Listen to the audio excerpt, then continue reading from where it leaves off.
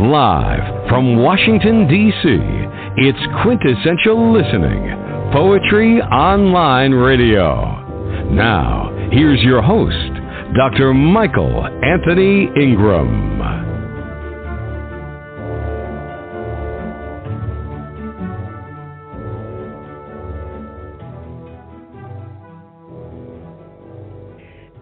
Hello, everyone. Welcome to the program. Today, my very special guest is award-winning poet and best-selling author Katerina Canyon. Katerina is a 2020 and 2019 Pushcart Prize nominee. Her stories have been published in New York Times and Huffington Post. Her newest book, Surviving Home, is a reflection on the African-American heritage as well as upbringing, racism, and abuse. Hello, Katerina. Welcome to the program. Thank you. Thank you very much for having me. Oh, you're more than welcome. What inspired you to write your book? Well, this book comes from a place of darkness. I was experiencing a severe depression a few years back, and I actually wrote this book in the hospital. My doctor knew that I was a poet, and I hadn't written in a while, and I was actually having a block. And the doctor said, sit down and just write. And I wrote this book. A lot of this book came out of my time in the hospital. Well, you lift the veil on some really important topics that are rarely talked about. How did it feel to do that?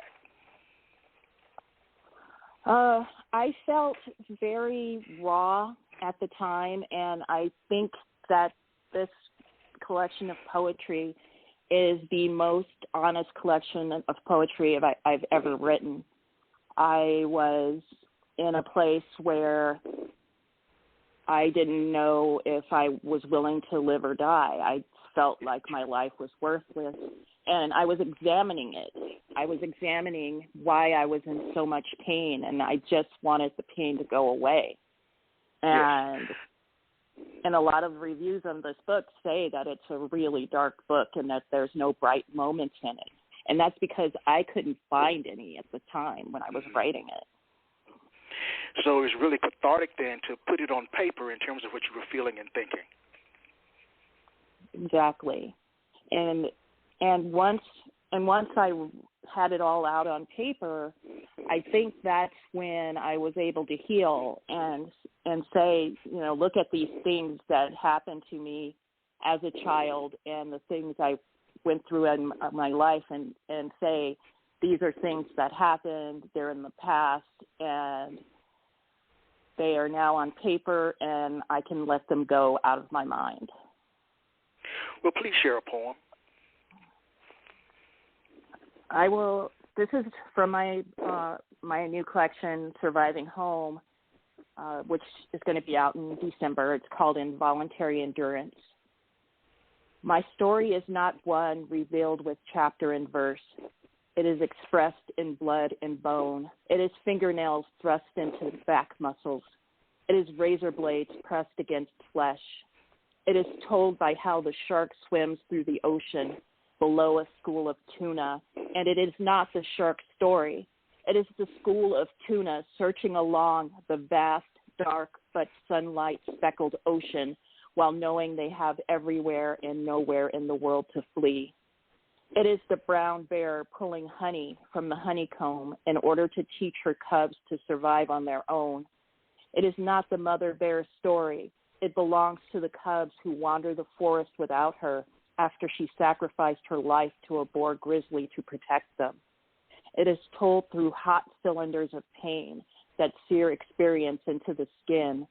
It is told in front of the sharp bayonet that sprays blood-red existence against the multicolored palette of the universe. It may sit silent and still on these black and white pages, but it exists in every tremble of my leathered hand, and it is smeared into every tear-stained scream that flows through my quavering pen. An incredible piece of work. Thank you. So powerful, and it resonated with me on levels that I hadn't thought about. So thank you for sharing it. Thank you. Do you think that someone can be called a poet if they don't feel strong emotions? I think that being a poet is more about not experiencing strong emotions as much as expressing strong emotions. Like, you can write about strong emotions in a very separated state from your emotion and still be considered a poet. But I think that you have to be writing from some sort of experience of emotion. Like, you, at some point in your life, you had to have experienced some depth of emotion in order to convey that. A lot of times, before I went into the hospital, my poems I wrote separated from that emotional experience. I had to take a step away from it and then have some time for reflection and intellectual thought before I could write the poem. And I think doing that has some merit to it. You can think more analytically, but I think you lose a bit of the emotion when you do that. As you think about your past, what was an early experience where you learned that poetic language and prose had power? Well, I was an early writer. I started reading at 3 and writing soon after. And I often kept a little diary.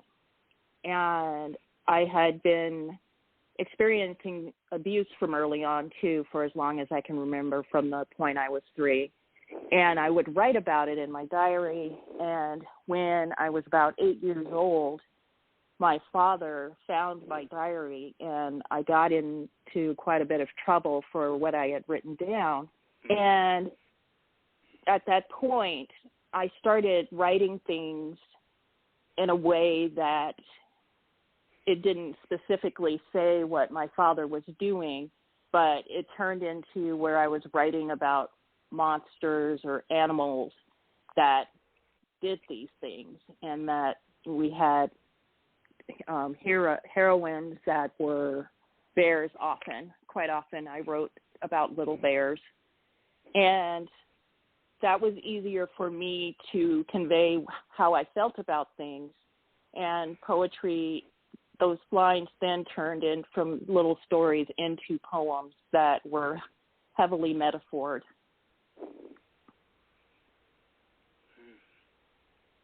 You know, some poets claim that a poem is like a living creature. Once it's out there, there's not much you can do to correct or improve it, while others edit meticulously, not leaving much from the original draft form. What is your take on it? When I write a poem, I feel like that I've given birth to it, that it's sort of a child, a living creature that grows and changes as more people read it and reflect upon it, and as I read and reflect upon it.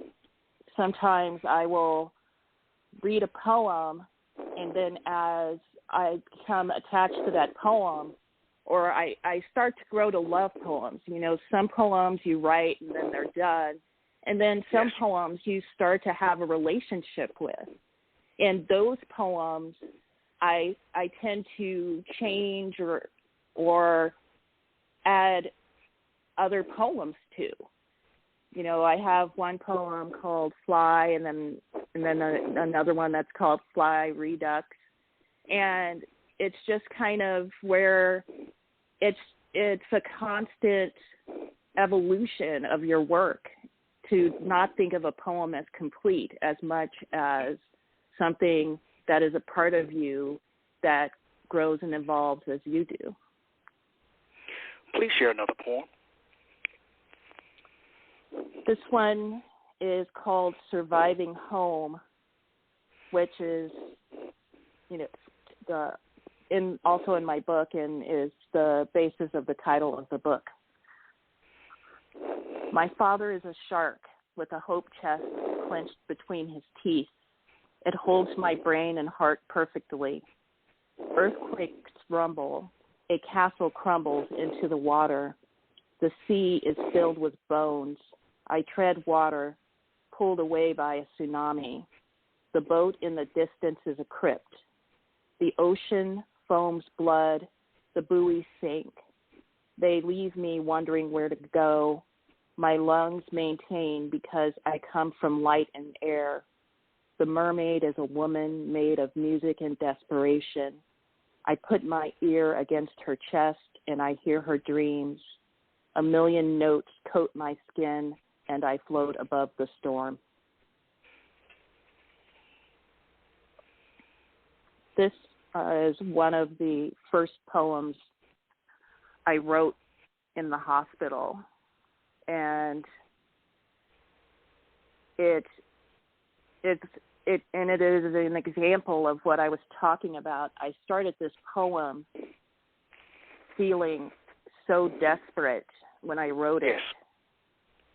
And then as I was writing it, I just wanted to just pull away from it.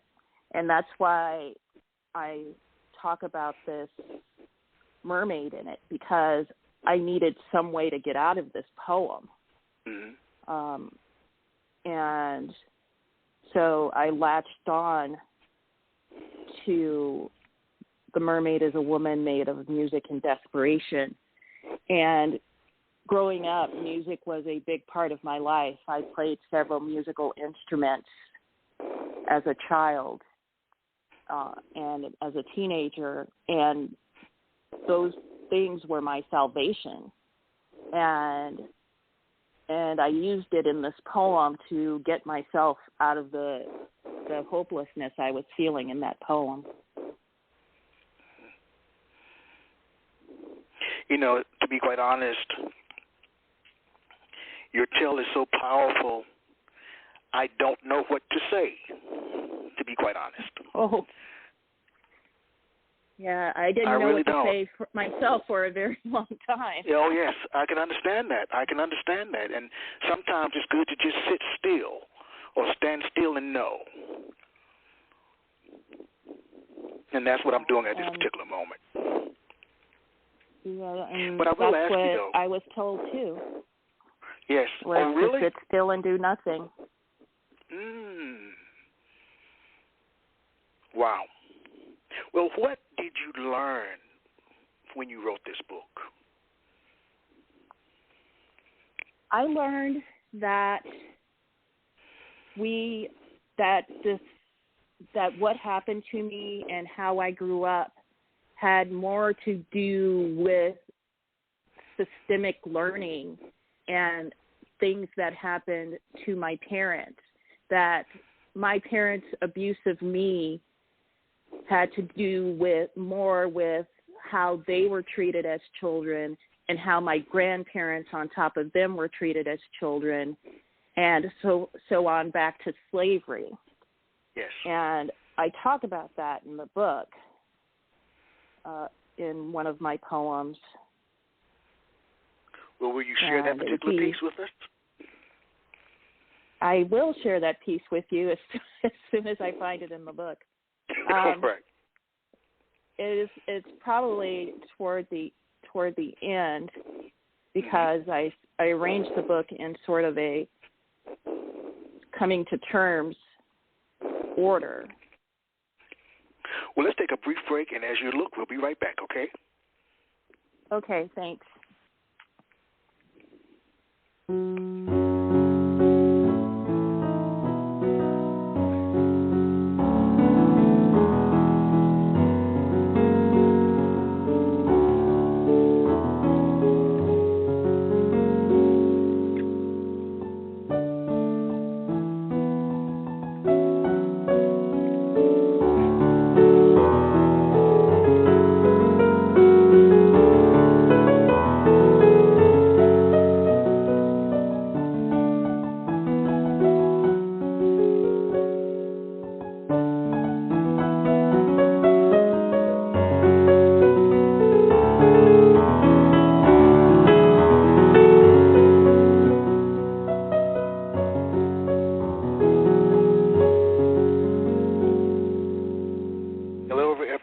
This is Michael Anthony Ingram.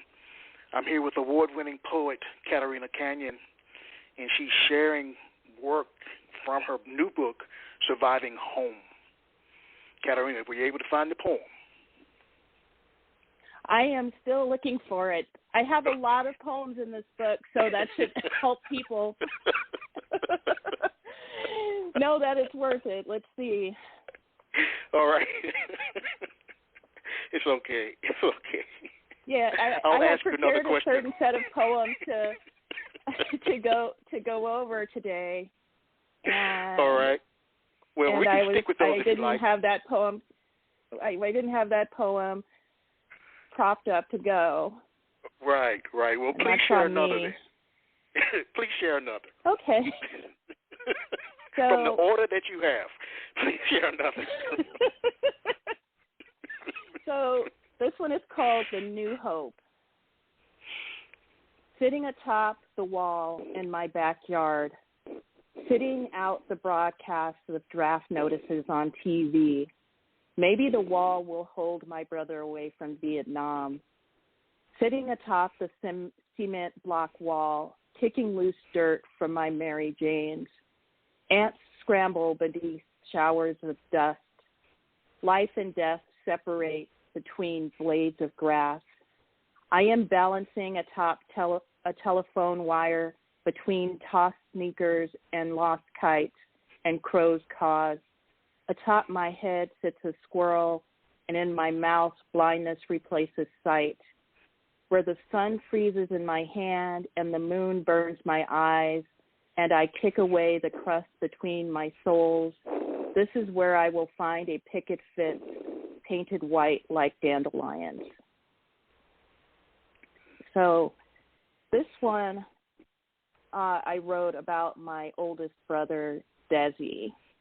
I remember when I was about 6 years old, my brother Desi was old enough to be a draft candidate for Vietnam. And he'd have this number, and he'd watch for his number on TV. That's how you'd find out whether or not you were drafted. And I remember, like, my mother and my father and my brother standing there, looking at this TV, and this was when I was living in Inglewood with them.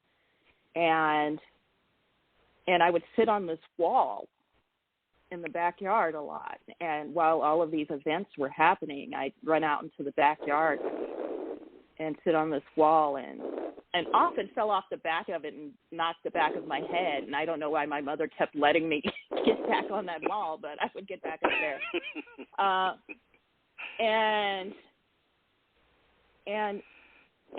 And this goes back to this systemic thing that I was thinking about, where how black men had so little control over their lives back during that time, and waiting for those numbers to come up. I can't even imagine what that was like for my brother.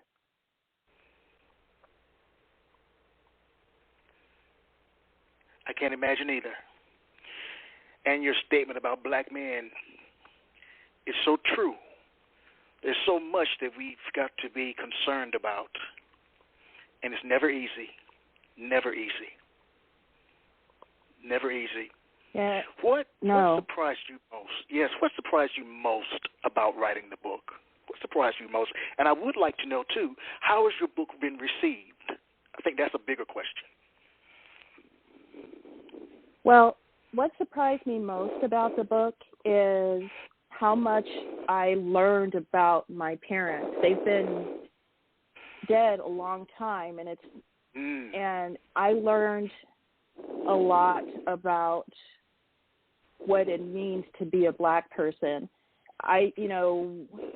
When you're black and you're living this life, you don't think much about it. You just go through your day doing what you need to do. You don't think about how this is a race thing or a racism thing. You suspect that things are due to racism, but when you sit there and you lay out your experiences and you look at them on these pages, you can see that what my parents went through and what I went through and what my brothers go through is just pain and just suffering and just deep depression because of the oppression that we experience.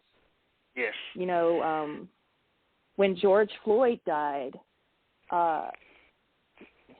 one of his relatives was on TV, and he said, they're trying to make a big thing about him suffering from mental illness. We're all suffering from mental illness because of 300 years of oppression. Yes. And it is so true. And I found that poem. Oh, you did find it? Fantastic. Yes. It's called Penance. I am memories wrapped in dark skin, absorbed by tissues and bones. The notes I take serve as branded relics of my tribulations. Like a mural painted on quicksand, the mind cannot fix recollection. When there is no palette with oils to mix, when God recalls the art I choose to display without praise, the whips lash as steel-brushed strokes across wrought iron flesh and from fire, learned from my parents and turned from their mamas and daddies, handed down from the plantation. What will I say?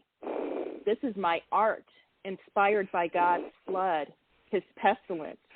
The bruises were his marks upon Cain, the blood, the pain upon Eve. I will not ask forgiveness for denying him, just as he will not ask for mine.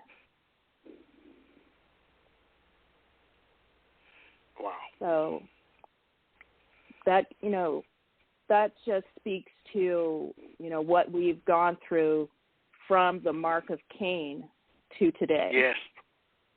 Well, I was going to share that you're right. When you're black, you don't often think about being black because you know what it is. It's when you move outside of that you really have an opportunity to think about it, but what it really, really means. So I can really understand what you were saying about being black. You're just black. You're just black. Yeah. And you never have to really think about it unless you're jarred out of that sense of consciousness. Yeah, what do you hope that readers get from encountering your work? I hope that people connect with it, especially Black women. Yes. And I've seen that. You asked me, how is my work being received? Yes. And it is being received rather strongly by reviewers. A lot of women are saying that this is the collection to look for this year. And that means a lot to me to hear them say that, because this is all of me. I put every single bit of who I am into this work. And I often say, if the poetry that I put on the page doesn't frighten me, then I haven't gone far enough. And this collection petrifies me.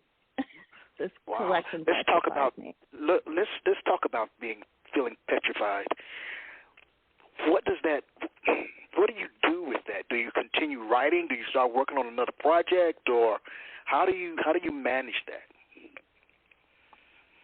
that? I manage it different ways.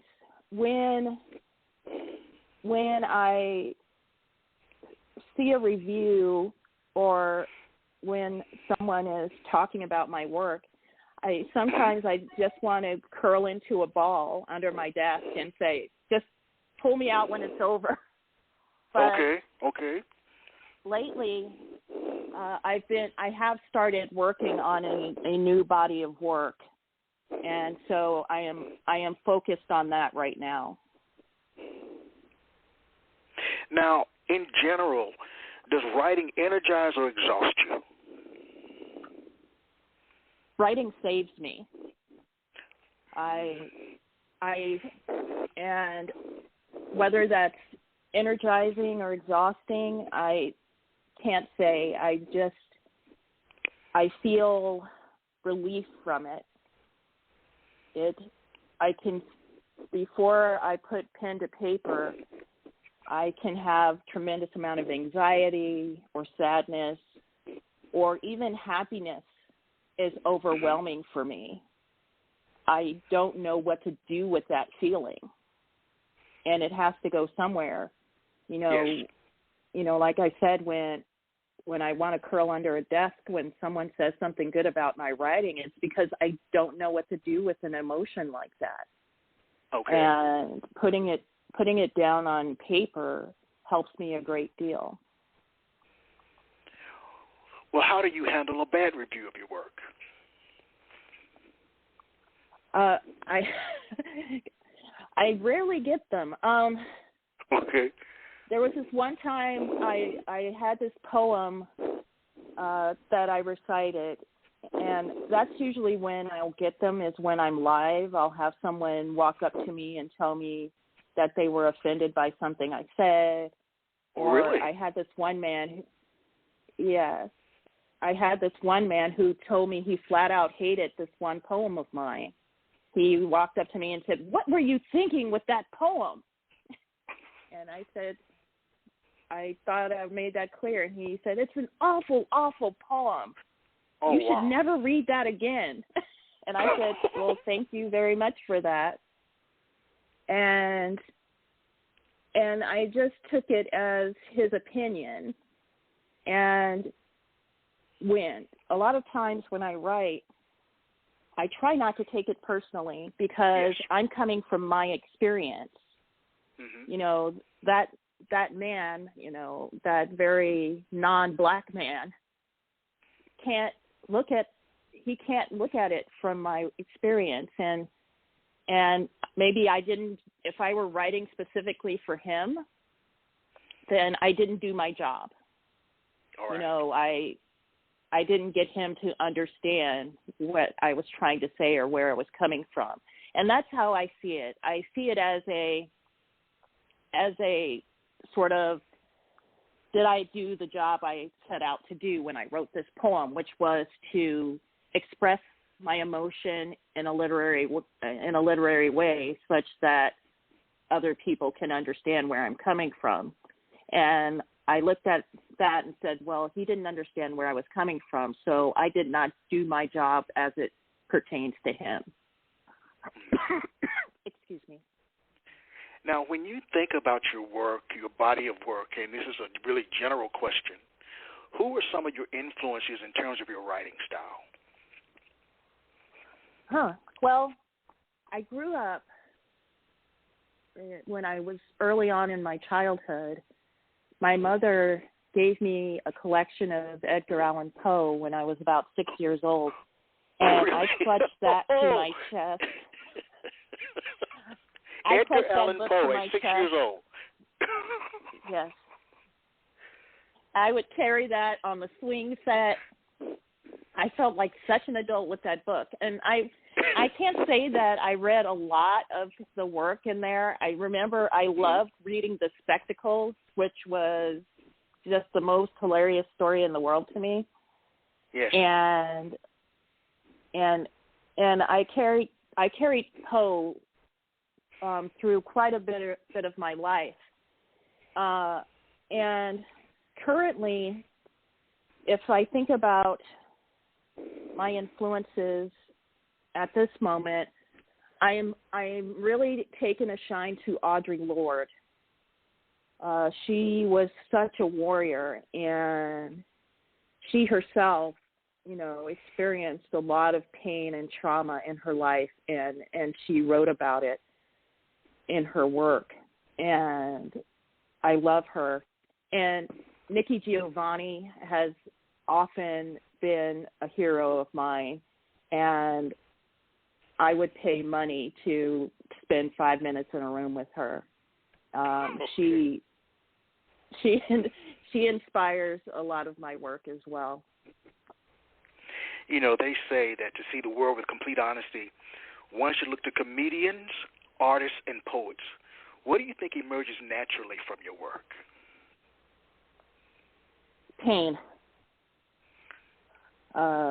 Pain is something that I carry with me constantly, emotionally and physically. I have lupus, and so a lot of times I wake up in the morning in pain, and I put that out there in my work. And finding the light is very challenging for me, and I try to do that sometimes in my work, but my work is very dark, and there is a lot of pain in it. And if people have complaints, when people have complaints about my work, terribly dark without any light in it whatsoever. Well, please share another poem. Okay. We will do House at Night. Gold-flecked dust ignites in waves. I kiss my desert skin. The coyote's song lulls me to sleep before I count sheep. The doorknob will turn before the locked clasp protects me from what's inside. Numb as a tortoise who hides in his shell, I take the bite of the rattlesnake who breaks his fangs on my carapace. I swallow the venom from his lips. I consume his allotrope skin. I take in the flesh as taffy between my teeth. He dies as I play his song. Papa was a rolling stone. The notes are tucked into a journal. My cracked voice sings. When he died, all he left me was alone. All he left me was alone. Now that's, wow. Yeah. How has your idea of poetry changed since you began writing poems? Well, when I started writing poems, I was very much a traditionalist. Like I said, I clutched Edgar Allan Poe to my chest. So yes, a lot of my poems were very, very rhyme schemey and formal. But as I started to access who I was and began to become influenced by poems who I had more things in common with, I started to change how I wrote poems so that it reflected more of my voice and who I am as a person. And now I'm more inspired by the things that I grew up with or songs that I grew up with. What are some of these songs that you grew up with? Well, why don't I read a poem that I have here called Aunt May. I'd love it. Aunt May. She cries at the stereo as if it could take her to heaven on the notes of ZZ Hill's Down Home Blues every other record or two. Uncle Eljo, that no-good son of a bitch, held her heart in a vice. Then he died, relegating him to the beloved angel he never was, fleeing into mangled clouds on shredded wings made of brambles, as if Texas soil were fertile. Hill's throat pulls notes, his voice trickling crude into Aunt May's Los Angeles living room. ZZ Hill is redemption coated in Texas blood. L and ZZ are one. Their crooning calls to her before the song ends and she restarts. Their voices harmonize mercurial, chaotic as oil gushers spilling into the fields of Canaan. In the promised land, there are no Negro spirituals, no blues, no white man's hand smiting the black man's face, but there is always a burden for the black woman.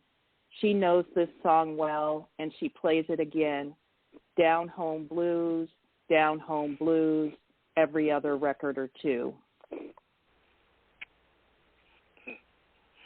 Down Home Blues. You know, all poets. Yeah, so please continue. Yeah, so my poems are inspired by songs that my parents played. You know, my father and my Aunt May, actually, in this case, controlled the music that I listened to as a child. And that means that I'm inspired by Sam Cooke.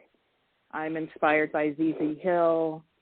I'm inspired by the Commodores and many other black artists from the 70s. And I also have another poem that people know really well, and you can likely find it on YouTube. It's called Reminiscence. And with that poem, I play Willie Nelson's Always on My Mind. Oh, really? The poem. Yes. And the story behind this is when my father was in jail, he and my mom were having an anniversary or a birthday, I can't remember which, and he wanted this Willie Nelson album. And so my mother bought this album for him when he got out of jail. And whenever he beat my mother, he would play Always on My Mind. So I have this poem describing the beatings that my father gave my mother against Always on My Mind. And when I read this poem, it just tears people apart. And sure. I would have read it for you, but I don't know what the rights are to doing that. So yes, I understand. I can't read it for you. Yes. Always on my mind. It sounds, Katerina, like you've been through a lot. And that poetry, as you said, it saved you. It saved you. It did. You know, as I was sharing earlier. Salvation. Yes. All poets have several words that come up over and over and over again in their work, words that they just can't help but use. What are three of your absolute favorite words to use?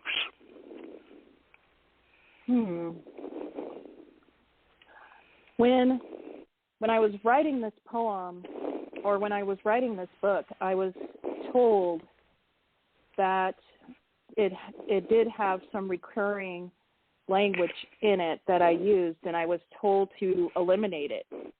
Oh, really? And yeah, they said that I had these recurring themes and words, and a lot of my themes, I use pain a lot as a word that shows up in my work a lot. Another thing that comes up is God. I will mention God quite a bit. And when I was workshopping this poem with the New York Writers Hotel, they pointed out that I mentioned God a lot and they didn't understand it. So I had to go back and revisit, my relationship with God in order to complete this collection so that people could understand why God appears so much in this work. Because at this point in my life, I'm not a very religious person. Yes, that's such a powerful statement that you had to revisit your relationship with God. I did, which is something I hadn't done in a while. When you experience as much in life as I do, you can have, I think you can come out with two different types of relationships with God. You can either grab really tightly to God and your faith in order to get through, or you can feel pretty angry with God about what has happened to you and either deny God's existence or think that God has something out against you. And I took the latter. You know, my brother, he grabbed hold tightly to his faith. I, on the other hand, felt abandoned by God, and I talk about that in my work. I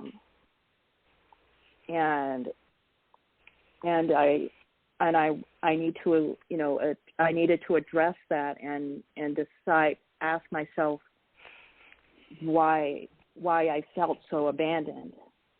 Yes. Did you come up with any discoveries? Well, I think it was that I had put so much faith into God that God would take care of me, and that the world would work better for me. And I felt like the more that I prayed, the worse that things got for me. You know, like I'd pray to God, you know, please don't let my father come into my room, and the next thing you know, there he is. There he was. You know, yes. And while I had to learn that, you know, God is not a magical genie that grants wishes. God is a resource for strength. You know, you pray to God for contemplation and strength, not to make things happen for you.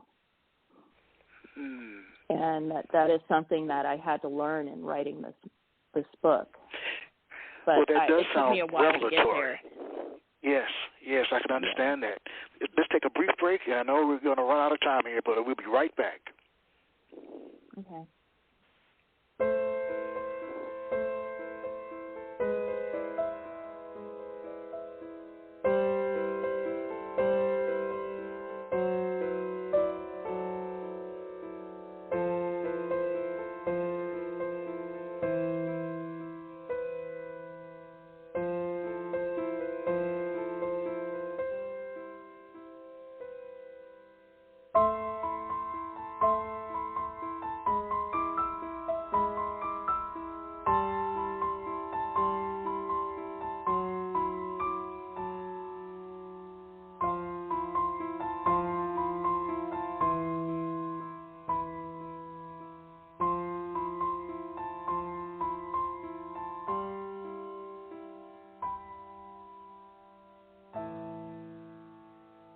We are back. Again, I am Michael Anthony Ingram.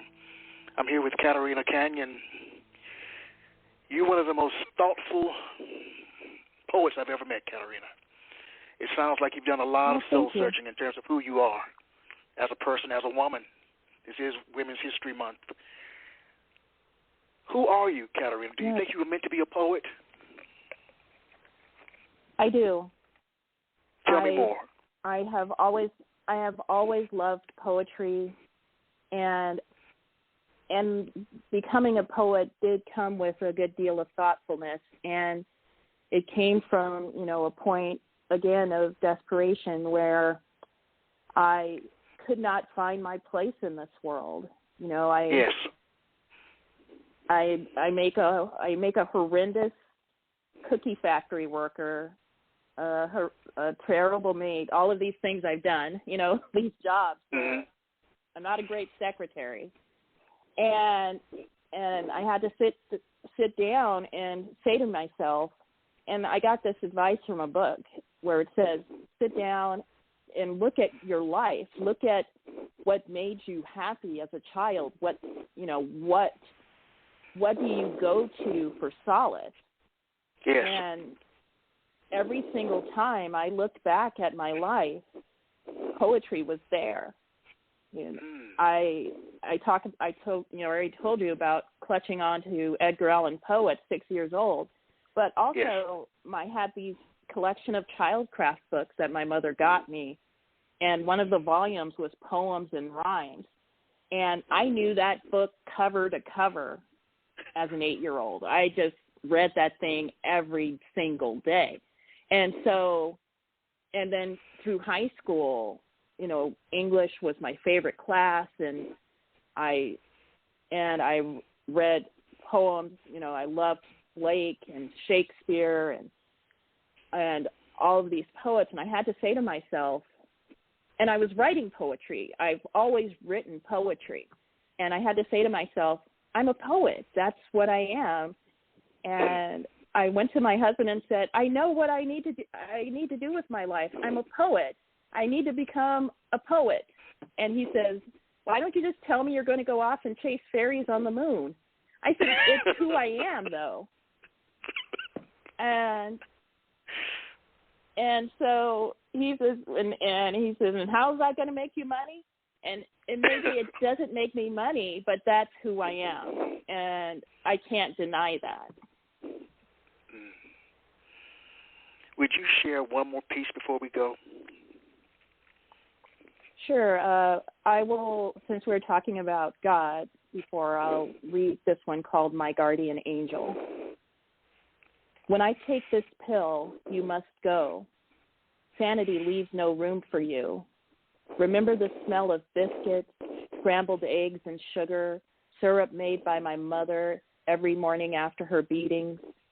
Look through the fog and cigarette smoke at the fat, bloated corpse. He must be fed, no matter how hungry you are. Never talk back. He's stronger than you. Angel, you abandoned me just as Lot escaped Gomorrah. When I am sane, you must deal with this ghost alone. When you reach hell, there will be millions of men who beat their wives and rape their daughters. You will recognize him by the old school shag afro, big belly, gold chain, and the don't mess with Texas belt buckle. You and I will not play hopscotch or make daisy chains, for you tossed my childhood into the fire. Now I toss you. Do not cry. He hates that. I put this pill between my lips and swallow.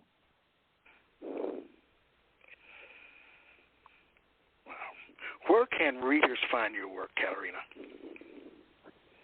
Well, my book, Changing the Lines, is on Amazon, and my next book from Kelsey Books, Surviving Home, won't be out until December, but you can go to my website, poeticcat.com, POETICKAT, and if you're put on my mailing list, or you will receive a notice when Surviving Home comes out.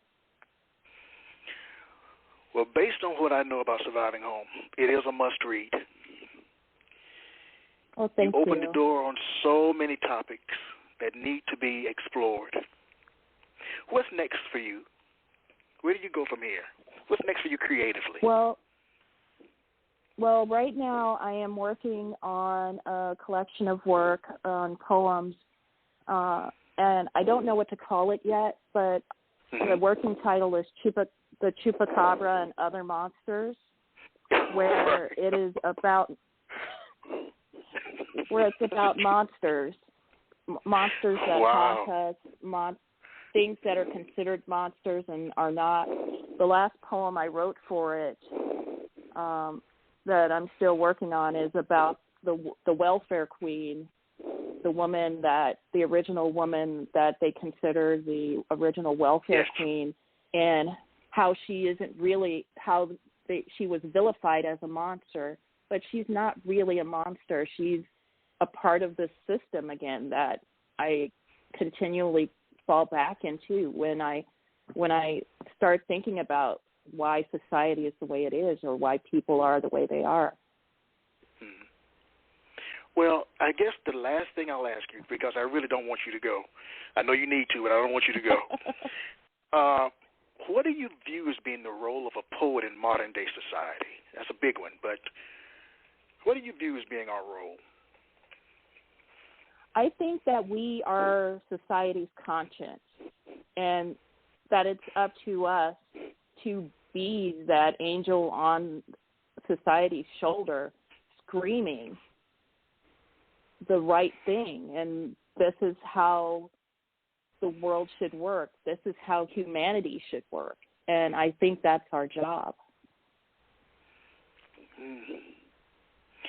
I think that's a great place to end. That is our job. I want to thank you so much, Katerina, for spending time with us today. Your work is beautiful and thank you for thought-provoking. having me. Oh, you're more than welcome, and you're welcome back here anytime.